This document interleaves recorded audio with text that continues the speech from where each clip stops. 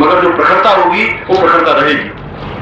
और प्रखरता वो बोलता है मैं तुम्हारा गुरु नहीं हूं, मैं तुम्हारा पिता भी हूं, मैंने तुम्हें जन्म भी दिया है, जन्म दिया है तुम्हारे प्राणों का, शरीर का जन्म भले ही नहीं दिया हो, और शरीर का जन्म देना कोई बहुत बड़ी विशेषता नहीं है। अगर माँ बाप ने तुम्हें जन्म दे दिया है तो कोई महान कार्य नहीं कर दिया है, या केवल उनके सुख का एक क्षण था जिसमें तुम पैदा हो गए।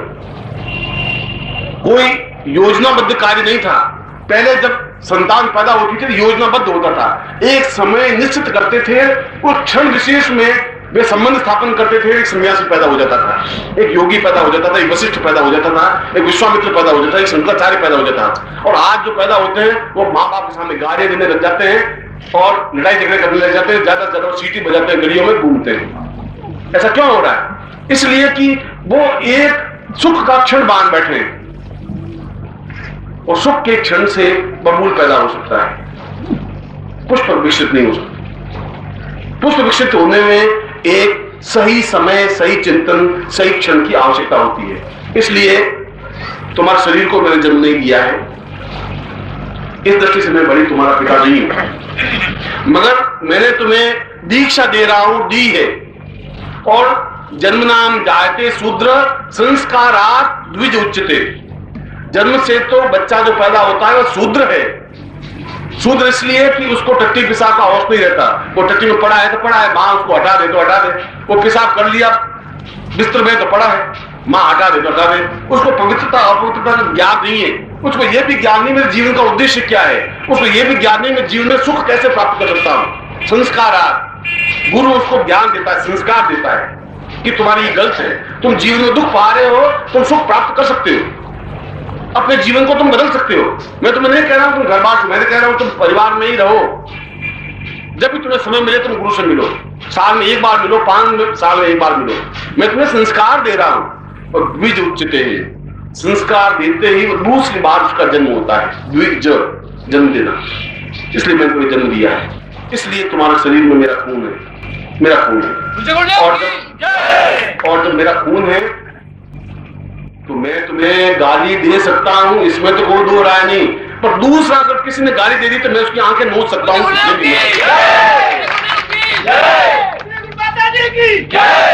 मैं दूसरों को गाली देने नहीं दूंगा, तुम्हें दूसरों के सामने तुम्हें गिड़गिड़ाने नहीं दूंगा, दूसरों के सामने हाथ जोड़ने नहीं दूंगा, दूसरों के सामने भिक्षा पात्र खड़ा करके तुम्हें खड़ा नहीं होने दूंगा। अगर तुम मेरे प्राणों से जुड़े रहे, अगर तुम्हारा मेरा संबंध बना रहा, अगर तुम मुझे पिता मानते रहे, मेरा वचन तुम्हारे ऊपर रहा, मैं तुम्हें काम सौंपूं, तुम घर में करोगे नहीं तो मैं कुछ नहीं कर सकूंगा। मैं तुम्हें साधना दूं, तुम्हें पंगुता होगी, कायरता होगी, तो मैं कुछ नहीं कर सकता। इसलिए मैं तुम्हें जो प्रयोग संपन्न कराने जा रहा हूं, इसलिए 25 तारीख का मैंने दिया था कि मैंने कहा जो भी साधक आए जिनका भाग्य प्रबल होगा वो आ जाए।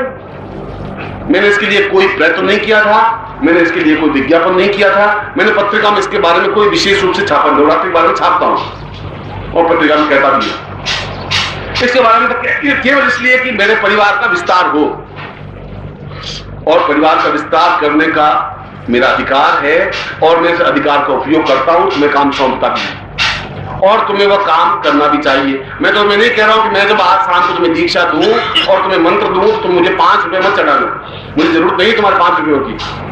मैं खुद कह रहा हूं मुझे तुम्हारे धोती और कुर्ते की भी जरूरत नहीं है, मुझे जरूरत है तुम्हारे परिवार के विस्तार की, और वो आज्ञा देना मेरा कर्तव्य है, और उसमें चाहे कांटे हो और चाहे परेशानी हो, तुम्हें वो कार्य करना है। और जो मर्द होते हैं वो आगे बढ़ सकते हैं, कायर पर मुंह नहीं बढ़ सकते। और मैंने देखा है चेतना, पिछले 2-3 साल पहले के अनुभव है और आज के भी मेरा अनुभव है कि आज खुद से आगे आके कहते हैं हम शिविर लगाना चाहते हैं, गुरु जी हम करना चाहते हैं, और मैं उनको पीछे हटाना चाहता हूं, भाई बहुत परेशानियां हैं, बहुत समस्याएं हैं, तुम कैसे कर सकते? गुरु जी कर लेंगे। और मैं मन ही मन बहुत पुलकित होता हूं कि इन छोरों में मेरा तेज झलकने लगा है। जिस प्रखरता से मैं बोलता हूं, तुमने शायद तुम्हारा सौभाग्य नहीं हुआ कि कभी तांत्रिक सम्मेलन में मुझे देखा नहीं तुमने, मेरा ये रूप भी देखा है शांत सरल, और मैं आंखों में आंख डाल करके बहुत तेजस्विता के साथ उन तांत्रिक को ठोकर मारते हुए बोलता हूं। वो अपने आप में नरमुंडों की माला पहने हुए अपने आप में बड़े दिग्गज कहलाते हैं, उनको ठोकर मारता हूं सीधी, उनमें इतनी क्षमता नहीं होती कि मेरे सामने खड़े हो सके, वो प्रखरता है। और मैं देखता हूं तुम्हें प्रखरता आने लगी है, तुम्हें हिम्मत होने लगी है कि हम शिविर लगाएंगे गुरु जी, ये हम करेंगे। मैं कहता हूं तुम कर नहीं सकोगे, बहुत परेशानी आएगी। गुरु जी हम जरूर करेंगे, इसमें मेरा कोई स्वार्थ नहीं है। तुम शिविर लगाओगे तो तुम्हारा सम्मान उतना का उतना जितना मेरा है। मुझे अगर 40 लोग परिचित होंगे, तुम्हारे भी 40 लोग तुमसे भी परिचित होंगे, क्योंकि वह यश है, वह सम्मान है, वह कीर्ति है। जो यश के लिए सम्मान के लिए जिंदा नहीं है वो आदमी नहीं है, पशु है। मेरे एक गंगू तेली बैठा है, उसको तुम लोग जानते नहीं, मैं भी नहीं जानता, उससे क्या फायदा जिंदगी का। जो आगे बढ़ता है उसके पीछे हजारों लोग बढ़ जाते हैं। जीवन के कुछ कर्तव्य भी होते हैं कि धन कमाने सब कुछ नहीं होता। इसलिए ये शिविर मैंने इसलिए रखा था। और मैं सोचता हूं कि मेरे साधकों का, मेरे शिष्यों का सौभाग्य निश्चित रूप से बलवान है, गतिशील है। इसलिए यह जो अगर तुम नवरात्रि में देखो तो ठेठ से वहां से यहां तक भीड़ होती है, तिल रखने की जगह नहीं होती। तुम लोग उसके साक्षीभूत रहे हो। और इस शिविर में मैंने प्रयोजन ही नहीं किया था, फिर भी तुम्हारे भाग्य निश्चित रूप से बलवान, क्षमतावान है, तेजस्वी है कि तुम इस शिविर में भाग ले रहे हो। क्योंकि ये शिविर अपने आप में प्रखरता युक्त है। तुम नवरात्रि को देखोगे तुम एहसास करोगे कि उन मंत्रों में, उस शक्ति में ताकत है, क्षमता है, उस यंत्र में निश्चितता है, और निश्चित रूप से उसमें लक्ष्मी आबद्ध होने की क्रिया है, जो क्रिया मैं आज रात्रि को संपन्न कराऊंगा। ठीक उस क्षण विशेष में, जिस क्षण विशेष में लक्ष्मी आबद्ध होती ही है। शादी का एक मुहूर्त होता है, उस मुहूर्त में आशीर्वाद होता है। और मैं लक्ष्मी से आपका आशीर्वाद आपको जोड़ना चाहता हूं।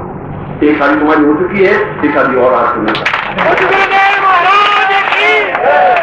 साथ प्रयोग करोगे तो निष्ठा के साथ पूरा उसका फल मिलेगा ही।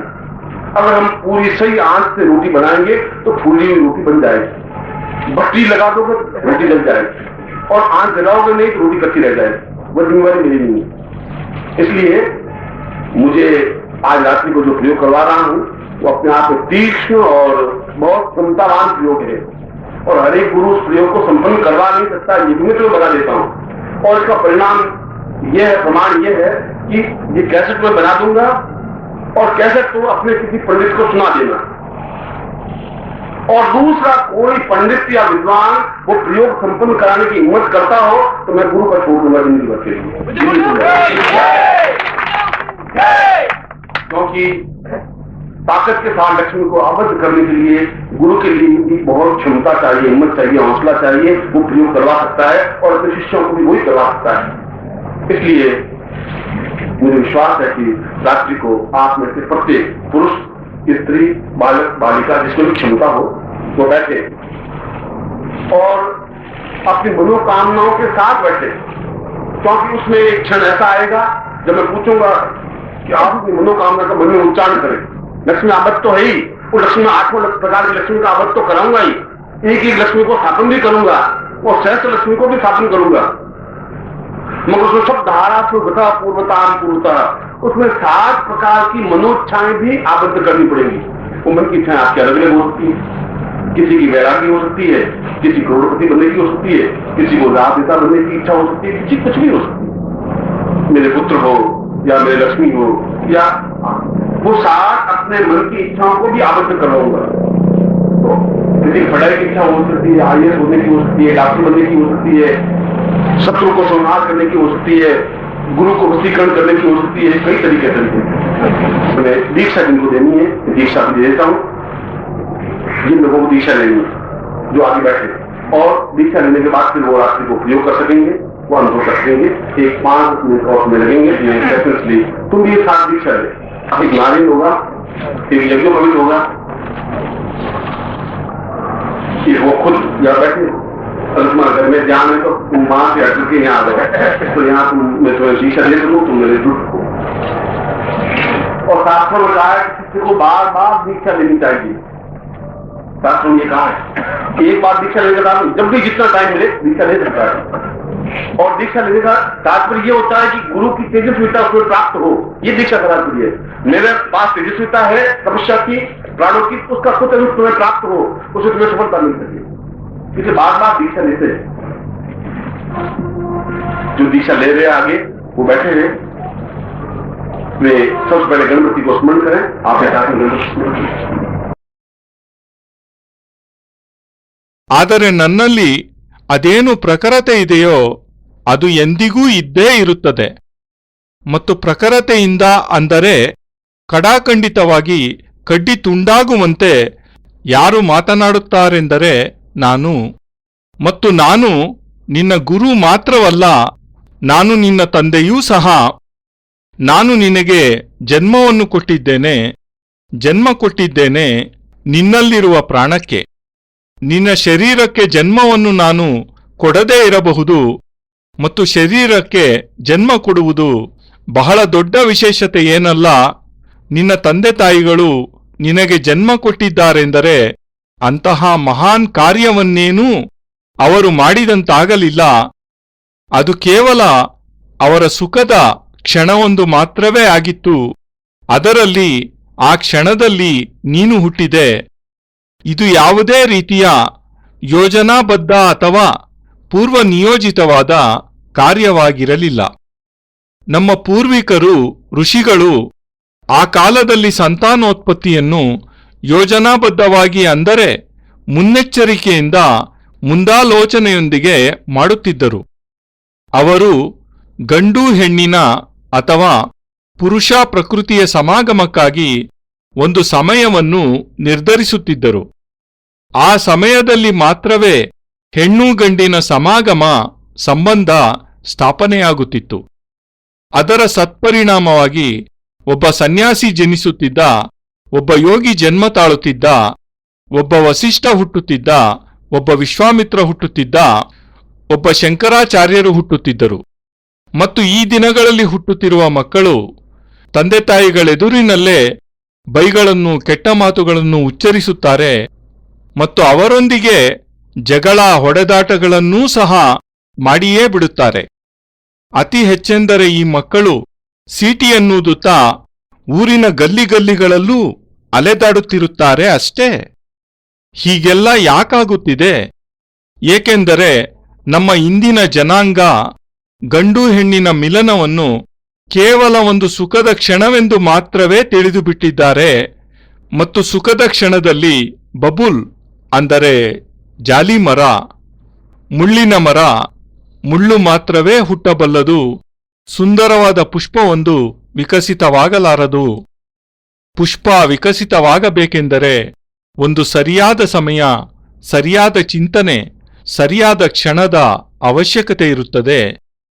ಆದ್ದರಿಂದಲೇ ನಿನ್ನ ಶರೀರಕ್ಕೆ ನಾನು ಜನ್ಮವನ್ನು ಕೊಟ್ಟಿಲ್ಲ. ಈ ದೃಷ್ಟಿಯಿಂದ ನಾನು ನಿನ್ನ ತಂದೆಯಾಗದಿರಬಹುದು, ಆದರೆ ನಾನು ನಿನಗೆ ದೀಕ್ಷೆಯನ್ನು ಕೊಟ್ಟಿದ್ದೇನೆ. ಮತ್ತು ಜನ್ಮನಾಂ ಜಾಯತೆ ಶೂದ್ರ ಸಂಸ್ಕಾರಾತ್ ದ್ವಿಜ ಉಚ್ಯತೆ. ಅಂದರೆ ಜನ್ಮದಿಂದ ಯಾವ ಮಗು ಇದೀಗ ತಾನೇ ಹುಟ್ಟಿದೆಯೋ ಅದು ಶೂದ್ರನಾಗಿರುತ್ತದೆ. ಶೂದ್ರ ಏಕೆಂದರೆ ಅದಕ್ಕೆ ಮಲ ಮೂತ್ರಗಳ ಪ್ರಜ್ಞೆಯೇ ಇರುವುದಿಲ್ಲ. ಅದು ಮಲವಿಸರ್ಜನೆಯಾಗಿ ತನ್ನ ಮೈಗೆಲ್ಲಾ ಮೆತ್ತಿಕೊಂಡಿದ್ದರೂ ಹಾಗೆಯೇ ಹಾಸಿಗೆಯಲ್ಲಿ ಸುಮ್ಮನೆ ಬಿದ್ದಿರುತ್ತದೆ ತಾಯಿ ಅದನ್ನು ಸ್ವಚ್ಛ ಮಾಡುವವರೆಗೂ. ಮತ್ತು ಆ ಮಗು ಹಾಸಿಗೆಯಲ್ಲೇ ಉಚ್ಚೆ ಹುಯ್ದುಕೊಂಡು ಹಾಗೆಯೇ ಮಲಗಿರುತ್ತದೆ ತಾಯಿ ಅದನ್ನು ಹೊರತೆಗೆದು ಸ್ವಚ್ಛಗೊಳಿಸುವವರೆಗೂ. ಆ ಮಗುವಿಗೆ ಪವಿತ್ರತೆ ಮತ್ತು ಅಪವಿತ್ರತೆಗಳ ಜ್ಞಾನವೇ ಇರುವುದಿಲ್ಲ. ಅದಕ್ಕೆ ತನ್ನ ಜೀವನದ ಉದ್ದೇಶವೇನು ಎಂಬುದರ ಜ್ಞಾನವೂ ಸಹ ಇರುವುದಿಲ್ಲ.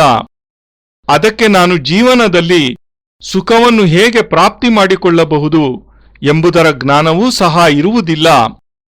ಸಂಸ್ಕಾರಾತ್ ಗುರುವಾದವನು ಆ ಮಗುವಿಗೆ ಜ್ಞಾನವನ್ನು ಕೊಡುತ್ತಾನೆ, ಸಂಸ್ಕಾರವನ್ನು ಕೊಡುತ್ತಾನೆ. ಏನೆಂದರೆ ಇವೆಲ್ಲ ತಪ್ಪು. ನೀನು ಜೀವನದಲ್ಲಿ ದುಃಖವನ್ನು ಪಡೆಯುತ್ತಿದ್ದೀಯಾ? ನೀನು ಸುಖವನ್ನು ಪ್ರಾಪ್ತಿ ಮಾಡಿಕೊಳ್ಳಬಲ್ಲೆ. ನಿನ್ನ ಜೀವನವನ್ನು ನೀನು ಬದಲಿಸಿಕೊಳ್ಳಬಲ್ಲೆ. ನಾನು ನಿನಗೆ ನಿನ್ನ ಮನೆ ಬಿಟ್ಟು ಬರುವಂತೆ ಹೇಳುತ್ತಿಲ್ಲ. ನೀನು ನಿನ್ನ ಪರಿವಾರದಲ್ಲಿಯೇ ಇರು. ಯಾವಾಗ ನಿನಗೆ ಸಮಯ ಸಿಗುತ್ತದೆಯೋ ಆಗ ನೀನು ಗುರುವನ್ನು ಸಂಪರ್ಕಿಸು, ಭೇಟಿ ಮಾಡು. ವರ್ಷದಲ್ಲಿ ಒಮ್ಮೆ ಭೇಟಿಯಾಗು. 5 ವರ್ಷಗಳಿಗೊಮ್ಮೆಯಾದರೂ ಗುರುವನ್ನು ಭೇಟಿ ಮಾಡು. ನಾನು ನಿನಗೆ ಸಂಸ್ಕಾರವನ್ನು ನೀಡುತ್ತಿದ್ದೇನೆ. ಮತ್ತು ದ್ವಿಜ ಉಚ್ಯತೆ ಗುರು ಸಂಸ್ಕಾರ ಕೊಡುತ್ತಿದ್ದಂತೆಯೇ 2ನೆಯ ಬಾರಿಗೆ ನಿನ್ನ ಜನ್ಮವಾಗುತ್ತದೆ. ದ್ವಿಜ ಜನ್ಮ ಕೊಡುವುದು. ಆದ್ದರಿಂದಲೇ ನಾನು ನಿನಗೆ ಜನ್ಮ ಕೊಟ್ಟಿದ್ದೇನೆ. ಆದ್ದರಿಂದಲೇ ನಿನ್ನ ಶರೀರದಲ್ಲಿ ನನ್ನ ರಕ್ತವಿದೆ ಮತ್ತು ನಿನ್ನ ಶರೀರದಲ್ಲಿರುವ ರಕ್ತ ನನ್ನದೇ ಅಂದ ಮೇಲೆ ನಾನು ನಿನ್ನನ್ನು ಬೈಯಬಲ್ಲೆ, ಇದರಲ್ಲಂತೂ ಎರಡನೇ ಮಾತೇ ಇಲ್ಲ. ಆದರೆ ನಾನಲ್ಲದೆ ಬೇರೆ ಯಾರಾದರೂ ನಿನ್ನನ್ನು ಬೈದರೆ ಅವರ ಕಣ್ಣುಗಳನ್ನು ಕಿತ್ತು ಬಿಡುತ್ತೇನೆ. ಇದನ್ನೂ ಸಹ ನೀನು ಕೇಳಿಯೇ ಬಿಡು. ನಾನು ನಿನ್ನನ್ನು ಬೇರೆಯವರು ಬೈಯುವುದಕ್ಕೆ ಬಿಡುವುದಿಲ್ಲ. ಬೇರೆಯವರ ಮುಂದೆ ನಿನ್ನನ್ನು ದೈನ್ಯತೆಯಿಂದ ಅಂಗಲಾಚುವುದಕ್ಕೆ ಬೇಡಿಕೊಳ್ಳುವುದಕ್ಕೆ ನಾನು ಬಿಡುವುದಿಲ್ಲ. ಬೇರೆಯವರ ಮುಂದೆ ಕೈ ಜೋಡಿಸುವುದಕ್ಕೆ ನಾನು ಬಿಡುವುದಿಲ್ಲ. ಬೇರೆಯವರೆದುರು ನೀನು ಭಿಕ್ಷಾಪಾತ್ರೆ ಹಿಡಿದು ನಿಲ್ಲುವುದಕ್ಕೂ ನಾನು ಬಿಡುವುದಿಲ್ಲ. ಆದರೆ ಇದು ನೀನು ನನ್ನ ಪ್ರಾಣದೊಂದಿಗೆ ಸಮಾಹಿತನಾಗಿದ್ದರೆ, ಏಕಾಕಾರನಾಗಿದ್ದರೆ, ಪೂರ್ಣವಾಗಿ ತಾದಾತ್ಮ್ಯ ಹೊಂದಿದ್ದರೆ, ನಿನ್ನ ಮತ್ತು ನನ್ನ ಸಂಬಂಧ ಆತ್ಮೀಯವಾಗಿಯೇ ಉಳಿದಿದ್ದರೆ, ನೀನು ನನ್ನನ್ನು ತಂದೆಯಂತೆ ಗೌರವದಿಂದ ನಡೆಸಿಕೊಂಡಿದ್ದರೆ ಮತ್ತು ನನ್ನ ವಚನ ನಿನ್ನ ಮೇಲಿರುವುದಾದರೆ ಮಾತ್ರ ಸಾಧ್ಯವಾಗುತ್ತದೆ. ನಾನು ನಿನಗೆ ಕೆಲಸವನ್ನು ವಹಿಸಿದರೆ ನೀನದನ್ನು ಮನೆಯಲ್ಲಿ ಮಾಡದೆಯೇ ಹೋದರೆ ನಾನು ನಿನಗಾಗಿ ಏನನ್ನೂ ಸಹ ಮಾಡಲಾಗುವುದಿಲ್ಲ. ನಾನು ನಿನಗೆ ಸಾಧನೆಯನ್ನು ಕೊಟ್ಟಾಗ ಅದನ್ನು ಮಾಡಲು ನಿನಗೆ ಅಸಮರ್ಥತೆಯಾಗಲಿ ಹೇಡಿತನವಾಗಲಿ ಉಂಟಾದರೆ ಆಗಲೂ ಸಹ ನಾನು ನಿನಗಾಗಿ ಏನನ್ನೂ ಮಾಡಲು ಸಾಧ್ಯವಾಗುವುದಿಲ್ಲ. ಆದ್ದರಿಂದಲೇ ನಾನು ನಿನಗೆ ಯಾವ ಪ್ರಯೋಗವನ್ನು ಸಂಪನ್ನಗೊಳಿಸಲು ಹೊರಟಿದ್ದೇನೆಯೋ ಅದನ್ನು ಈ ಕಾರಣಕ್ಕಾಗಿಯೇ 25ನೆಯ ತಾರೀಕಿನಂದು ಮಾಡಿಸುವುದಾಗಿ ತಿಳಿಸಿದ್ದೆ. ನನ್ನ ಉದ್ದೇಶವೇನಿತ್ತೆಂದರೆ, ಯಾರೇ ಸಾಧಕರು ಆ ದಿನ ಬರುವುದಿದ್ದರೂ ಯಾರ ಭಾಗ್ಯ ಪ್ರಬಲವಾಗಿದೆಯೋ ಅಂಥವರು ಬಂದೇ ಬರುತ್ತಾರೆ, ಬರಲಿ ಎಂದು. ನಾನು ಇದಕ್ಕಾಗಿ ಯಾವುದೇ ಪ್ರಯತ್ನವನ್ನೂ ಮಾಡಿರಲಿಲ್ಲ. ನಾನು ಇದಕ್ಕಾಗಿ ಯಾವುದೇ ವಿಜ್ಞಾಪನೆಯನ್ನೂ ಸಹ ಪತ್ರಿಕೆಯಲ್ಲಿ ನೀಡಿರಲಿಲ್ಲ. ನಾನು ಪತ್ರಿಕೆಯಲ್ಲಿ ಇದರ ಬಗ್ಗೆ ವಿಶೇಷ ರೂಪದಲ್ಲಿ ಏನನ್ನೂ ಮುದ್ರಿಸಿರಲಿಲ್ಲ. ನವರಾತ್ರಿಯ ಸಂದರ್ಭದಲ್ಲಿ ನಾನು ಮುದ್ರಣಕ್ಕೆ ನೀಡುತ್ತೇನೆ ಮತ್ತು ಪತ್ರಿಕೆಯಲ್ಲಿ ತಿಳಿಸುತ್ತೇನೆ ಕೂಡ. ಇದೆಲ್ಲ ನಾನು ಏಕೆ ಮಾಡುತ್ತೇನೆಂದರೆ, ನನಗೆ ನನ್ನ ಪರಿವಾರ ವಿಸ್ತಾರವಾಗಲಿ ಎಂಬ ಬಯಕೆ ಇದೆ ಮತ್ತು ನನ್ನ ಪರಿವಾರವನ್ನು ವಿಸ್ತರಿಸಲು ನನಗೆ ಅಧಿಕಾರವಿದೆ ಮತ್ತು ನಾನು ಈ ಅಧಿಕಾರವನ್ನು ಉಪಯೋಗಿಸಿಕೊಂಡು ನಿನಗೆ ಕೆಲಸಗಳನ್ನು ಹೇಳುತ್ತೇನೆ ಕೂಡ ಮತ್ತು ನೀನು ಆ ಕೆಲಸಗಳನ್ನು ಮಾಡಲೇಬೇಕಾಗುತ್ತದೆ. ನಾನಂತೂ ನಿನಗೆ ಈ ರೀತಿ ಏನನ್ನೂ ಹೇಳುತ್ತಿಲ್ಲವಲ್ಲ. ಏನೆಂದರೆ, ಈ ದಿನ ಸಂಜೆ ನಾನು ನಿನಗೆ ದೀಕ್ಷೆ ನೀಡಿದಾಗ ಮತ್ತು ನಿನಗೆ ಮಂತ್ರವನ್ನು ಕೊಟ್ಟಾಗ ನೀನು ನನಗೆ 5 ರೂಪಾಯಿಯನ್ನು ಕೂಡ ಗುರುಕಾಣಿಕೆಯಾಗಿ ಕೊಡಬೇಡ. ನನಗೆ ಖಂಡಿತವಾಗಿಯೂ ನೀನು ಕೊಡುವ 5 ರೂಪಾಯಿಗಳ ಅಗತ್ಯವಿಲ್ಲ. ಈ ಮಾತು ನಾನೇ ಸ್ವತಃ ಹೇಳುತ್ತಿದ್ದೇನೆ. ನನಗೆ ನಿನ್ನಿಂದ ಧೋತಿ ಮತ್ತು ಕುರ್ತಗಳ ಅಗತ್ಯವೂ ಸಹ ಇಲ್ಲ. ನನಗೆ ಬೇಕಾಗಿರುವುದು ನಿನ್ನ ಪರಿವಾರ ವಿಸ್ತಾರವಾಗುವುದು ಮಾತ್ರವೇ ಮತ್ತು ಅದಕ್ಕಾಗಿ ನಿನಗೆ ಆಜ್ಞೆಯನ್ನು ಕೊಡುವುದು ನನ್ನ ಕರ್ತವ್ಯವಾಗಿದೆ ಮತ್ತು ನಿನಗೆ ಆ ಆಜ್ಞಾಪಾಲನೆ ಮಾಡುವುದಕ್ಕಾಗಿ ಮುಳ್ಳಿನ ಹಾದಿಯಲ್ಲಿ ನಡೆಯಬೇಕಾಗಬಹುದು, ತೊಂದರೆಗಳನ್ನೆದುರಿಸಬೇಕಾಗಬಹುದು. ಆದರೆ ನೀನು ಆ ಕಾರ್ಯವನ್ನು ಮಾಡಲೇಬೇಕಾಗುತ್ತದೆ. ಮತ್ತು ಯಾರು ಗಂಡಸರಾಗಿರುತ್ತಾರೋ ಅವರು ಮಾತ್ರವೇ ಮುನ್ನಡೆಯಬಲ್ಲವರಾಗಿರುತ್ತಾರೆ. ಹೇಡಿಗಳು, ಅಶಕ್ತರು, ಅಸಮರ್ಥರು ಮುನ್ನಡೆಯಲಾಗುವುದಿಲ್ಲ. ಮತ್ತು ನಾನು ನೋಡಿದ್ದೇನೆ ಚೇತನವನ್ನು ಹಿಂದಿನ 2-3 ವರ್ಷಗಳ ನನ್ನ ಅನುಭವದಲ್ಲಿ ಮತ್ತು ಇಂದಿನ ನನ್ನ ಅನುಭವದಲ್ಲಿ ಸಹ. ಏನೆಂದರೆ, ಇಂದು ಕೆಲವು ಶಿಷ್ಯರು ಬಂದು ನನಗೆ ಹೇಳುತ್ತಾರೆ, ಗುರೂಜಿಯವರೇ, ನಿಮ್ಮ ಶಿಬಿರವೊಂದನ್ನು ನಾವು ಆಯೋಜಿಸಲು ಬಯಸುತ್ತೇವೆ. ನಾವಿದನ್ನು ಮಾಡಲೇಬೇಕೆಂದು ನಿಶ್ಚಯಿಸಿದ್ದೇವೆ ಎಂದು. ಮತ್ತು ನಾನು ಅವರನ್ನು ಹಿಮ್ಮೆಟ್ಟಿಸುವಂತಹ, ನಿರುತ್ಸಾಹಪಡಿಸುವಂತಹ ಮಾತನ್ನು ಹೇಳುತ್ತೇನೆ. ನಿಮಗೆ ಬಹಳ ಸಮಸ್ಯೆಗಳೆದುರಾಗಬಹುದು, ತುಂಬಾ ತೊಂದರೆ ಉಂಟಾಗಬಹುದು. ಆದ್ದರಿಂದ ಮತ್ತೊಮ್ಮೆ ಯೋಚಿಸಿ ನೋಡಿ, ನೀವು ಹೇಗೆ ಈ ಕಾರ್ಯವನ್ನು ಮಾಡಲು ಸಾಧ್ಯ ಎಂದು. ಅದಕ್ಕೆ ಅವರು ದೃಢತೆಯಿಂದ, ಇಲ್ಲ ಗುರೂಜಿ, ನಾವು ಈ ಕಾರ್ಯ ಮಾಡಿಯೇ ಮಾಡುತ್ತೇವೆ ಎಂದಾಗ ನಾನು ನನ್ನ ಮನಸ್ಸಿನಲ್ಲಿಯೇ ಅತ್ಯಂತ ಪುಳಕಿತನಾಗುತ್ತೇನೆ. ಈ ನನ್ನ ಶಿಷ್ಯರಲ್ಲಿ ನನ್ನ ತೇಜಸ್ವಿತನ ತುಂಬಿ ತುಳುಕುತ್ತಿರುವುದನ್ನು ಕಂಡು ನಾನು ಯಾವ ಪ್ರಖರತೆಯಿಂದ ಮಾತನಾಡುತ್ತೇನೆಯೋ ಅದನ್ನೇ ನಾನಿಂದು ಅವರಲ್ಲಿ ಪ್ರತ್ಯಕ್ಷವಾಗಿ ಕಾಣುತ್ತಿದ್ದೇನೆ. ನಿಮಗೆಲ್ಲ ಆ ಸೌಭಾಗ್ಯ ಇನ್ನೂ ಸಿಕ್ಕಿಲ್ಲ. ಏನೆಂದರೆ ನೀವ್ಯಾರೂ ತಾಂತ್ರಿಕ ಸಮ್ಮೇಳನದಲ್ಲಿ ನನ್ನನ್ನು ಕಂಡಿಲ್ಲ. ನನ್ನ ಶಾಂತ ಸರಳವಾದ ಈ ರೂಪವನ್ನಷ್ಟೇ ನೀವು ಕಂಡಿದ್ದೀರಾ. ಮತ್ತು ನಾನು ಅಲ್ಲಿ ತಾಂತ್ರಿಕ ಸಮ್ಮೇಳನದಲ್ಲಿ ಆ ತಾಂತ್ರಿಕರುಗಳ ಕಣ್ಣಲ್ಲಿ ಕಣ್ಣಿಟ್ಟು ಬಹಳ ತೇಜಸ್ವಿತನದಿಂದ ಅವರ ಕಪಾಳಕ್ಕೆ ಹೊಡೆದಂತೆ ಯಾವುದೇ ಮುಲಾಜಿಲ್ಲದೆ ಮಾತನಾಡುತ್ತೇನೆ.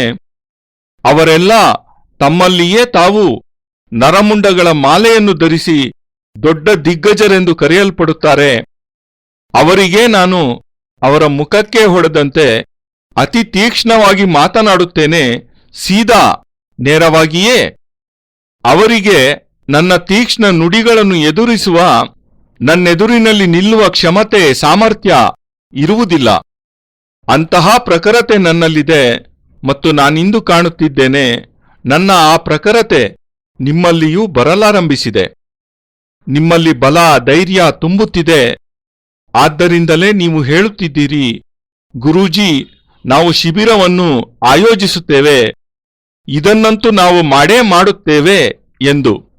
ಆಗ ನಾನು ನಿಮಗೆಲ್ಲ ಬಹಳಷ್ಟು ತೊಂದರೆಗಳುಂಟಾಗಬಹುದು, ನಿಮ್ಮಿಂದ ಇದನ್ನು ಮಾಡಲು ಸಾಧ್ಯವಾಗುವುದಿಲ್ಲವೇನೋ ಎಂಬ ಅನುಮಾನ ವ್ಯಕ್ತಪಡಿಸಿದರೆ ನೀವಾಗ ಹೇಳುತ್ತೀರಿ, ಇಲ್ಲ ಗುರೂಜಿ, ಖಂಡಿತವಾಗಿಯೂ ನಾವಿದನ್ನು ಮಾಡಿಯೇ ತೀರುತ್ತೇವೆ ಎಂದು. ಇದರಲ್ಲಿ ನನ್ನ ಸ್ವಾರ್ಥವೇನೂ ಇಲ್ಲ. ನೀನು ಶಿಬಿರವನ್ನು ಆಯೋಜಿಸಿದರೆ ನನಗದೆಷ್ಟು ಸನ್ಮಾನ ಗೌರವಗಳು ಸಿಗುತ್ತದೆಯೋ ನಿನಗೂ ಅಷ್ಟೇ ಸಿಗುತ್ತದೆ.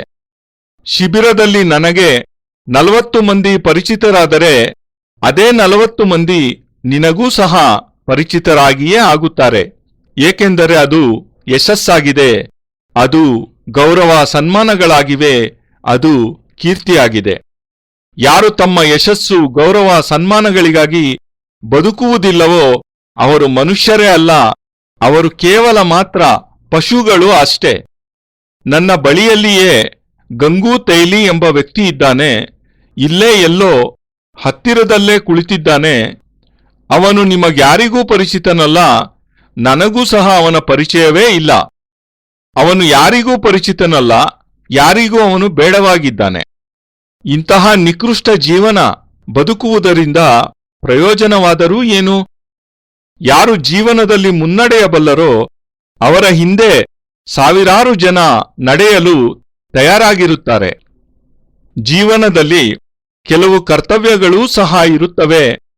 ಕೇವಲ ಹಣವೊಂದನ್ನು ಸಂಪಾದಿಸಿದರೆ ಮಾತ್ರವೇ ಜೀವನದಲ್ಲಿ ಎಲ್ಲವನ್ನೂ ಮಾಡಿದಂತಾಗುವುದಿಲ್ಲ.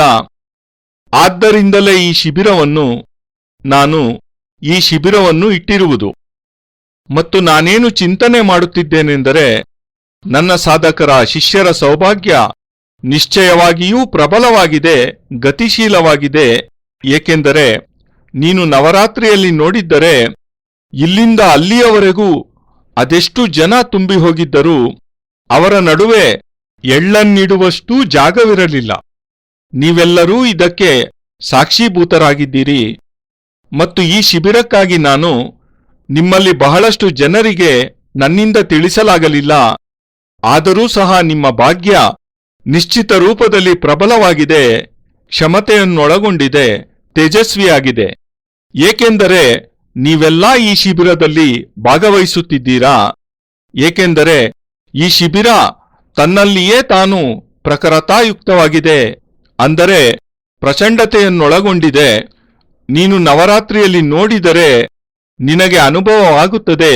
ಏನೆಂದರೆ ಈ ಮಂತ್ರಗಳಲ್ಲಿ, ಈ ನವಶಕ್ತಿಯರಲ್ಲಿ ಆ ತಾಕತ್ತಿದೆ, ಕ್ಷಮತೆಯಿದೆ, ಅಂದರೆ ಸಾಮರ್ಥ್ಯವಿದೆ. ಆ ಯಂತ್ರಗಳಲ್ಲಿ ಒಂದು ನಿಶ್ಚಿತತೆ ಇದೆ ಮತ್ತು ನಿಶ್ಚಿತ ರೂಪದಲ್ಲಿ ಅವುಗಳಲ್ಲಿ ಲಕ್ಷ್ಮೀ ಆಬದ್ಧಳಾಗುವ ಕ್ರಿಯೆ ಇದೆ. ಯಾವ ಕ್ರಿಯೆಯನ್ನು ನಾನು ನಿನಗೆ ಈ ರಾತ್ರಿ ಸಂಪನ್ನಗೊಳಿಸುತ್ತಿದ್ದೇನೆಯೋ ಸರಿಯಾಗಿ ಆ ಕ್ಷಣ ವಿಶೇಷದಲ್ಲಿ ಯಾವ ಕ್ಷಣ ವಿಶೇಷದಲ್ಲಿ ಲಕ್ಷ್ಮಿಯು ಆಬದ್ಧಳಾಗಿಯೇ ಆಗುತ್ತಾಳೆ, ಅಂದರೆ ನಿನ್ನ ವಶವರ್ತಿಯಾಗುತ್ತಾಳೆ, ಅಧೀನಳಾಗುತ್ತಾಳೆ ಎಂದರ್ಥ. ಮದುವೆಗೆ ಒಂದು ಮುಹೂರ್ತವನ್ನಿಟ್ಟಿರುತ್ತಾರೆ.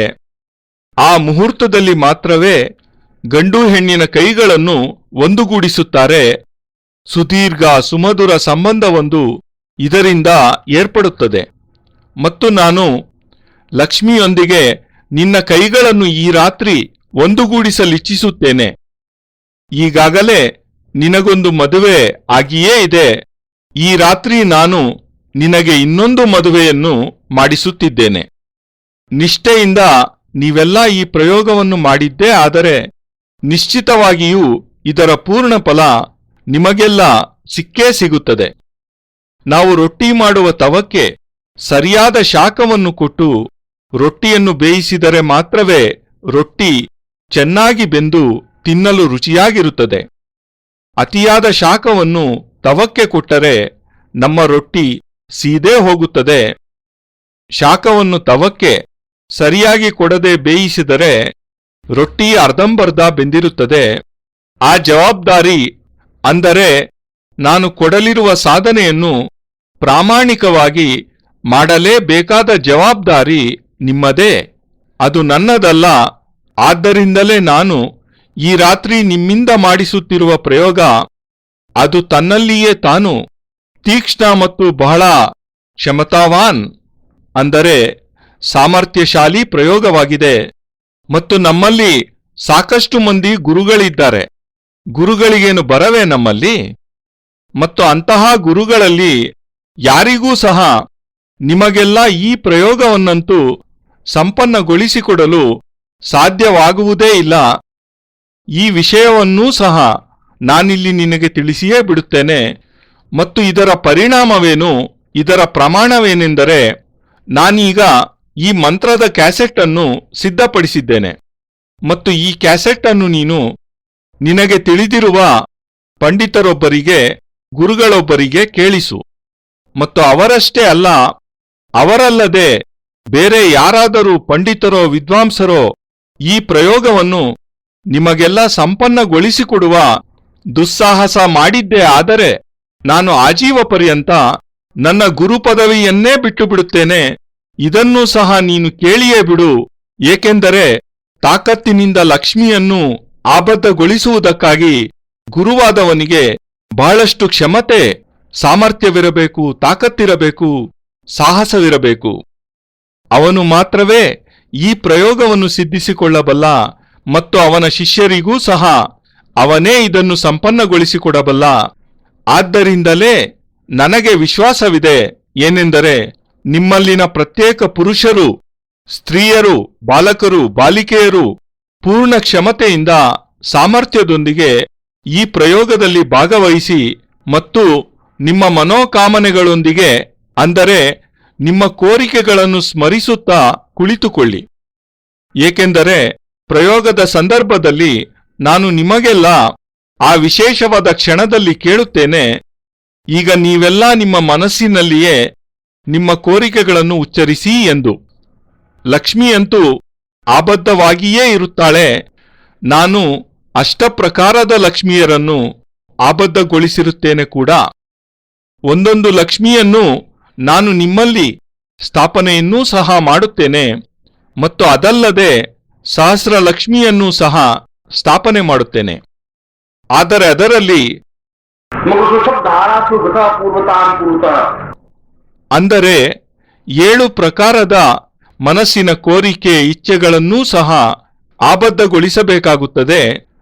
ನಿಮ್ಮೆಲ್ಲರ ಮನಸ್ಸಿನ ಇಚ್ಛೆಗಳು ಬೇರೆ ಬೇರೆಯಾಗಿಯೇ ಇರುತ್ತವಲ್ಲವೇ? ನಿಮ್ಮಲ್ಲಿ ಕೆಲವರಿಗೆ ವೈರಾಗ್ಯದ ಇಚ್ಛೆ ಇರಬಹುದು, ಕೆಲವರಿಗೆ ಕೋಟ್ಯಾಧಿಪತಿಯಾಗುವ ಇಚ್ಛೆ ಇರಬಹುದು, ಇನ್ನೂ ಕೆಲವರಿಗೆ ರಾಜಕೀಯ ನಾಯಕನಾಗುವ ಇಚ್ಛೆ ಇರಬಹುದು. ಹೀಗೆ ನಿಮ್ಮಲ್ಲಿ ಪ್ರತಿಯೊಬ್ಬರಿಗೂ ಯಾವುದೇ ಇಚ್ಛೆಯಾದರೂ ಸಹ ಇರಬಹುದು. ನನಗೆ ಪುತ್ರ ಪ್ರಾಪ್ತಿಯಾಗಬೇಕು, ನನಗೆ ಲಕ್ಷ್ಮೀ ಪ್ರಾಪ್ತಿಯಾಗಬೇಕು, ಅಥವಾ ಈ ಪ್ರಕಾರದ 7 ನಿಮ್ಮ ಮನಸ್ಸಿನ ಇಚ್ಛೆಗಳನ್ನೂ ಆಬದ್ಧಗೊಳಿಸುತ್ತೇನೆ.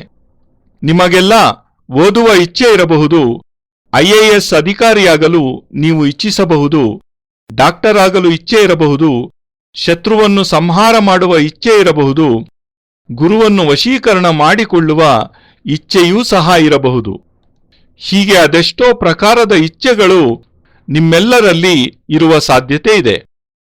ನಾನು ಈಗ ದೀಕ್ಷೆ ಯಾರಿಗೆ ಕೊಡುವುದಿದೆಯೋ ಅವರಿಗೆಲ್ಲ ದೀಕ್ಷೆಯನ್ನು ಕೊಟ್ಟು ಬಿಡುತ್ತೇನೆ. ಯಾರಿಗೆಲ್ಲ ದೀಕ್ಷೆ ಕೊಡುವುದಿದೆ, ಯಾರು ನನ್ನ ಮುಂದೆ ಕುಳಿತಿದ್ದೀರಿ ಅವರೆಲ್ಲರಿಗೂ. ಮತ್ತು ದೀಕ್ಷೆ ತೆಗೆದುಕೊಂಡ ನಂತರ ರಾತ್ರಿಯಲ್ಲಿ ನೀವೆಲ್ಲ ಪ್ರಯೋಗವನ್ನು ಮಾಡಿ ಅದರ ಅನುಭವವನ್ನೂ ಸಹ ಪಡೆಯಬಹುದಾಗಿದೆ. ಈಗ ನಿಮ್ಮೆದುರಿನಲ್ಲಿ ಒಂದು ತೆಂಗಿನಕಾಯಿ ಇರಬೇಕಾಗುತ್ತದೆ, ಒಂದು ಯಜ್ಞೋಪವೀತ ಸಹ ಇರಬೇಕಾಗುತ್ತದೆ. ನಿಮಗೆ ಈಗ ಮನೆಯ ಕಡೆ ಚಿಂತೆ ಅಥವಾ ಧ್ಯಾನವಿದ್ದರೆ ಅಲ್ಲಿಂದ ನೀವು ಹೊರಬಂದು ಇಲ್ಲಿ ನಾನೇನು ದೀಕ್ಷೆಯನ್ನು ಕೊಡುತ್ತಿದ್ದೇನೆಯೋ ಅದನ್ನು ನೀವು ಗ್ರಹಿಸಬೇಕಾಗುತ್ತದೆ. ಮತ್ತು ಶಾಸ್ತ್ರಗಳಲ್ಲಿ ಹೇಳಲಾಗಿದೆ ಏನೆಂದರೆ, ಶಿಷ್ಯನಾದವನು ಪದೇ ಪದೇ ದೀಕ್ಷೆಯನ್ನು ತೆಗೆದುಕೊಳ್ಳುತ್ತಲೇ ಇರಬೇಕು. ಶಾಸ್ತ್ರಗಳು ಇದನ್ನು ಹೇಳಿವೆ. ಒಂದೇ ಬಾರಿ ದೀಕ್ಷೆ ತೆಗೆದುಕೊಳ್ಳುವುದಲ್ಲ, ಯಾವಾಗ ಮತ್ತು ಅದೆಷ್ಟು ಸಮಯ ನಿಮಗೆ ದೀಕ್ಷೆಗಾಗಿ ದೊರೆಯುತ್ತದೆಯೋ ಆಗೆಲ್ಲ ದೀಕ್ಷೆಯನ್ನು ತೆಗೆದುಕೊಳ್ಳಬಹುದಾಗಿದೆ. ಮತ್ತು ದೀಕ್ಷೆ ತೆಗೆದುಕೊಳ್ಳುವುದರ ಅರ್ಥ ತಾತ್ಪರ್ಯವೇನೆಂದರೆ, ಗುರುವಿನಲ್ಲಿರುವ ತೇಜಸ್ವಿತನ ಶಿಷ್ಯನಿಗೆ ಪ್ರಾಪ್ತಿಯಾಗಲಿ ಎಂದು. ಇದೇ ದೀಕ್ಷೆಯ ಮೂಲ ಉದ್ದೇಶ ಮತ್ತು ತಾತ್ಪರ್ಯ. ನನ್ನ ಬಳಿಯಲ್ಲಿ ತೇಜಸ್ವಿತನವಿದೆ, ತಪಸ್ಸಿನ ತೇಜಸ್ವಿತನ, ಪ್ರಾಣದ ತೇಜಸ್ವಿತನ. ಅದರ ಸ್ವಲ್ಪ ಅಂಶವಾದರೂ ನೀನು ನನ್ನಿಂದ ಪ್ರಾಪ್ತಿ ಮಾಡಿಕೊಳ್ಳುವುದಾದರೆ ನಿನಗೆ ಖಂಡಿತವಾಗಿಯೂ ಸಾಧನೆಗಳಲ್ಲಿ ಸಫಲತೆ ಸಿಕ್ಕೇ ಸಿಗುತ್ತದೆ. ಆದ್ದರಿಂದಲೇ ಶಿಷ್ಯನಾದವನು ಗುರುವಿನಿಂದ ಪದೇ ಪದೇ ದೀಕ್ಷೆಗಳನ್ನು ತೆಗೆದುಕೊಳ್ಳುತ್ತಲೇ ಇರುತ್ತಾನೆ. ಈಗ ಯಾರೆಲ್ಲ ದೀಕ್ಷೆ ತೆಗೆದುಕೊಳ್ಳುತ್ತಿದ್ದೀರೋ, ಯಾರೆಲ್ಲ ನನ್ನ ಮುಂದೆ ಇದಕ್ಕಾಗಿ ಕುಳಿತಿದ್ದೀರೋ, ನಾವೆಲ್ಲ ಈಗ ಗಣಪತಿಯ ಸ್ಮರಣೆಯನ್ನು ಮಾಡೋಣ. ಕೈಜೋಡಿಸಿ ಸ್ಮರಣೆ ಮಾಡೋಣ ಈಗ. ನಾರಾಯಣೋತ್ವಂ ನಿಖಿಲೇಶ್ವರೋತ್ವಂ ಮಾತಾ ಪಿತಾ ಗುರು ಆತ್ಮಾ ತ್ವಮೇವಂ ಬ್ರಹ್ಮಾ ತ್ವಂ ವಿಷ್ಣುರುದ್ರ ತ್ವಮೇವಂ ಸಿದ್ಧಾಶ್ರಮೋ ತ್ವಂ ಗುರುವಂ ಪ್ರಣಮ್ಯಂ ತ್ವಮೇವ ಮಾತಾ ಚ ಪಿತಾ ತ್ವಮೇವ